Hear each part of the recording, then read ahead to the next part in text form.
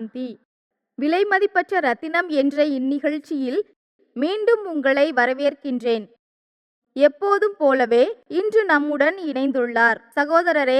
இன்றைய நிகழ்ச்சியில் தங்களை வரவேற்கின்றேன். தாரணையை பற்றிதான் அடுத்த கேள்வி. பாபா சொல்கிறார், உங்கள் தாரணைகள் தான் போற்றப்படும். ஆக, போற்றப்பட இருக்கும் இந்த தாரணைகளை எப்படி வலிமையாக்குவது? தாரணை செய்ய வேண்டும் என்றால் நம் மனதில் உறுதி வேண்டும். நம்முடைய சில சம்ஸ்காரங்கள் நம்மை தாரணை செய்ய விடுவதில்லை, நம்மை தாழ்த்த முயற்சிக்கும். ஏனென்றால் நாம் அநேக பிறவிகள் தேகம் என்ற எண்ணத்தில் இருந்தோம். 63 பிறவிகள் தேக எண்ணத்தில் இருந்தோம். ஆனால் இப்பொழுது நம்முடைய தாரணை என்பது தூய்மையாக யோகியாக இருத்தல், சம்பூர்ணதா என்ற இலக்கினை போய் சென்றடைய வேண்டும். பவித்திரதாவின் மூலம்தான் நாம் சம்பன்ன நிலை அடைய முடியும். சிலர் நல்ல உணவு சாப்பிடுகின்றார்கள், நல்ல நட்பில் இருக்கின்றார்கள், தினம்தோறும் முரளியை கேட்கின்றார்கள். ஆனால் தூய்மையாக இல்லை என்றால் என்ன பிரயோஜனம்? நம்முடைய முக்கியமான தாரணையே தூய்மைதான். தூய்மைதான் அஸ்திவாரம். தூய்மையின் ஆதாரத்தில் தான் புகழும் பூஜையும் நடைபெறும். புகழ் மட்டுமல்ல, புகழ் என்பது பக்தி மார்க்கத்தில் நம் முன்னே கீர்த்தனைகளாக பாடுகின்றார்கள். ஆனால் நாம் சத்தியுக திரேதா யுகத்தில் பூச்சிய நிலையில் இருக்கின்றோம். துவாபர கலியுகத்தில் நம்மை பக்தர்கள் பூஜிக்கின்றார்கள். அதற்கான முக்கிய தாரணம் தூய்மைதான். சங்கமேக பிராமணர்களின் அஸ்திவாரம் தூய்மையாகும். அந்த அஸ்திவாரத்தை உறுதிப்படுத்த நாம் வெளியில் எங்கும் சாப்பிடுவதில்லை. விகாரி வாழ்க்கையில் உள்ளவர்கள் சமைத்த உணவை உட்கொள்வதில்லை. வெங்காயம், வெல்ல, பூண்டு, மதுபானங்கள் என்பது விகார உணர்வுகளை தூண்டும். ஆதலால் அவைகளை நாம் சாப்பிடுவதில்லை. தாமசீகமான உணவுகளை சாப்பிடுவதில்லை. பத்தியம் கடைபிடியுங்கள். நாம் நம்முடைய நியமங்கள் மரியாதைகளை கடைபிடிக்க வேண்டும். அதன் மூலம் ஆத்மா முற்றிலும் தூய்மையாக சீத்தளமாக ஆகிவிடும். உடல் குளிர்ந்த தன்மையில் இருக்கும். நாம் ஏன் நல்ல நட்பில் இருக்க வேண்டும் என்றால், தீய நட்பில் இருந்தால் அவர்கள் பல்வேறு விதமான விஷயங்களை கூறி நம் மனதை அசுத்தப்படுத்துவார்கள். இதனால் நம்முடைய தூய்மை என்பது கண்டிதம் ஆகும். பிரம்மச்சரியம் மட்டும் இருந்தால் போதாது. வீணான எண்ணங்கள் செய்தாலும் அதுவும் தூய்மையற்ற நிலை. நெகட்டிவ் எண்ணங்கள் செய்தாலும் அதுவும் தூய்மையற்ற நிலை. ஆதலால் நல்ல நட்பில் விரதமாக இருக்க வேண்டும். சாப்பிடுவது, அருந்துவது இவைகளில் பத்தியத்தை நாம் கடைபிடிக்க வேண்டும். மொபைல், இன்டர்நெட் சேவைக்காக மட்டும் பயன்படுத்த வேண்டும். ஆனால் அதில் தவறான விஷயங்களை பார்த்து நமக்குள் குப்பைகளை நிரப்பிக் கொள்ளக்கூடாது. நேரம், சக்தி, செல்வம் இவைகளை வீணாக்க கூடாது. இவைகளின் மீது நாம் மிகவும் கவனமாக இருக்க வேண்டும். நம்முடைய நேரம் எத்தனை மதிப்பானது.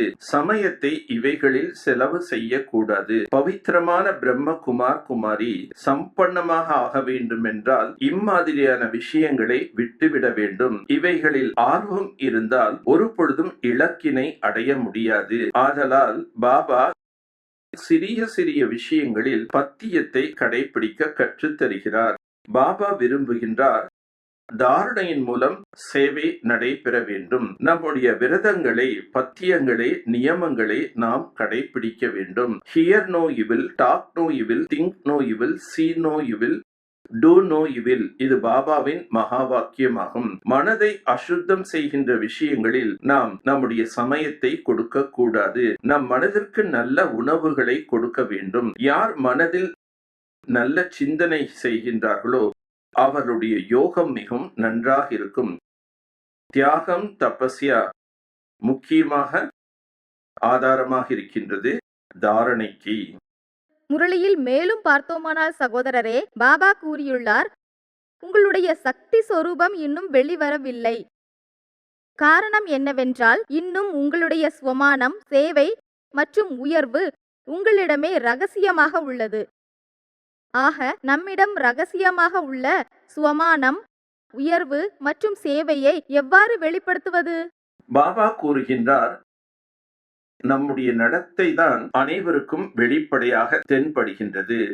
நம்முடைய காரிய விவகாரங்களில் சோமானத்தில் இருக்கும் பொழுது அதனுடைய பொழிவு என்பது வெளிப்படையாக தெரியும். சோமானம் எனில் சுயத்திற்கு மரியாதை கொடுப்பது. அவர்கள் பெயர் புகழுக்கு ஆசைப்பட மாட்டார்கள். நாம் நம்முடைய ஸ்வமானத்தில் இருந்தால் இகழ்ச்சி புகழ்ச்சி இவைகளை கடந்த நிலையில் செல்ல முடியும். நாம் இன்னும் பிரபாவத்தில் செல்கின்றோம். நான் எனது நடத்தையில், செயல்களில், தோற்றத்தில் ஸ்வமானத்தில் இருப்பதை வெளிப்படுத்த வேண்டும். அப்பொழுது மற்றவை எதுவுமே என் மீது தாக்கத்தினை ஏற்படுத்தாது. ஸ்வமானத்தில் இருந்தால் சேவை சிறப்பாக நடைபெறும். நான் செய்கின்ற சேவைகள் சரியா தவறா என்று தெரியவில்லை. பிறருக்கு நாம் சேவை செய்தால் நமக்குள் மகிழ்ச்சி ஏற்படும், ஆசீர்வாதம் கிடைக்கும். மகிழ்ச்சி ஆசீர்வாதம் ஆதாரத்தில் நம்முடைய யோகா எளிதாக ஆகிவிடும். சில நேரம் நாம் நம்முடைய சிரேஷ்ட தன்மையை மறந்து மக்களோட மக்களாக ஆகிவிடுகின்றோம். தன்னுடைய சிரேஷ்டமான வாழ்க்கையை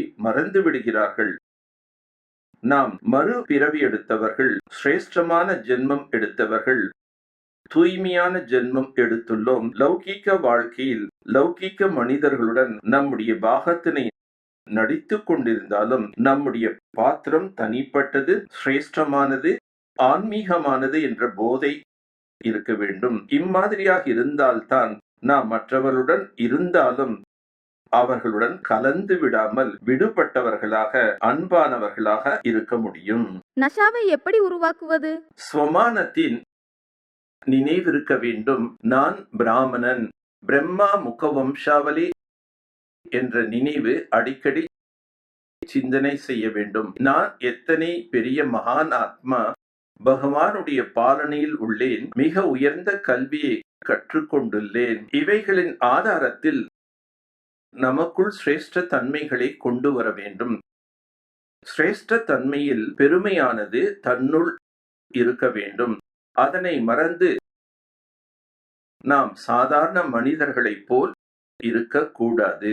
ஆனால் சில நேரம் இவ்வாறு நடக்கிறது. சேவைக்கு வருகிறோம், அம்மாதிரியான சிலரை சந்திக்கிறோம். ஏனென்றால் அவர்கள் லௌகீகத்தில் உள்ளவர்கள். மற்றவர்கள் நம்மை சிரேஷ்டமான பார்வையில் பார்க்கின்றார்கள். நாம் அந்த ஸ்வமானத்தில் இருப்பதில்லை. உலக மக்களின் பார்வையில் நீங்கள் சிரேஷ்டமானவர்கள், தூய்மையானவர்கள், மகான் என்ற சிரேஷ்டமான பார்வையுடன் உங்களை பார்க்கின்றார்கள். ஆனால் சில நேரம் இவ்வாறு நடக்கிறது. அவர்கள் அப்படித்தான் பார்க்கிறார்கள். ஆனால் நாங்களும் உங்களை போன்றவர்கள்தான் என்பதை காட்டுவதற்கான முயற்சி செய்கின்றோம். அப்போதுதான் நாம் அவர்களின் சேவை செய்ய முடியும். மற்றவர்களைப் போல் நாம் இல்லை. நாம் தூய்மையான வாழ்க்கை, யோகி வாழ்க்கை வாழ்கின்றோம். நம்முடைய தாரணைகள் உயர்வானது. ஆதலால் சிரேஷ்டதாவில் நாம் எப்பொழுதும் நம்முடைய ஸ்வமானத்தில் இருக்க வேண்டும். அபிமானம் என்பது இருக்கக்கூடாது. டிஸ்ரிகார்ட் செய்யக்கூடாது. ரக்ஷா பந்தனில் நாம் ஆபீசரை சந்திக்க போகின்றோம். அவர்களுக்கு ராக்கி பிரசாதங்களை எடுத்துக்கொண்டு செல்கின்றோம். கிஃப்ட் எடுத்துக்கொண்டு செல்கின்றோம். நாம் அவர்களுக்கு ராக்கி அணிவித்து பிரசாதம் கிஃப்ட் கொடுக்கும்போது அவர்கள் நமக்கு ஏதாவது கொடுக்கின்றார்கள், பழங்களை ஏதாவது கொடுக்கின்றார்கள். நாங்கள் எங்கும் வெளியில் சாப்பிட மாட்டோம் என்று உடனே கூறக்கூடாது. அது அவர்களை அவமதிப்பதாகும்.